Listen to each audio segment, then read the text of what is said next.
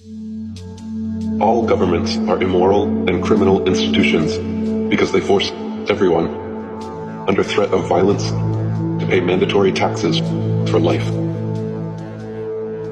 There are hundreds of taxes, from property tax, to income tax, to inheritance tax. You must pay them all, or else the government will use the power and force of its machinery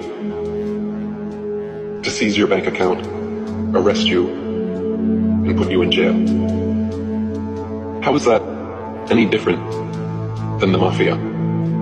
Governments demand we pay our dues regularly, promise us we'll be safe and protected if we do, and if we don't, agents come around to shake us down or put us away.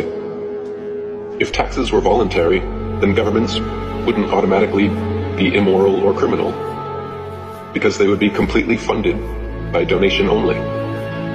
Thus, their very existence limited by voluntarism.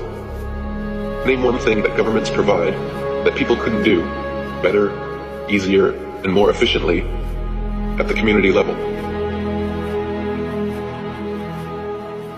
There is nowhere on earth you can go that isn't controlled by a statist government. Every piece of land has been divided up and claimed by 196 nations, all of which are controlled by some form of forced governance. There is nowhere left on earth that sovereign, freedom-loving individuals can go live freely without a mafioso government forcing them to pay taxes and obey laws. All current forms of government initiate and mandate violence and slavery upon their populations. We are all slaves to our governments because every nation forces under threat of violence and kidnapping that we must pay them a percentage of our income. So if the definition of slavery is forcefully taking 100% of someone's income, what is it called when governments forcefully take 60% of someone's income? Is that not slavery?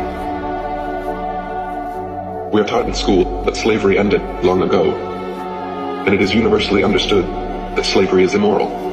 But if governments still are forcibly taking even 1% of their population's income, that is still slavery, and even 1% slavery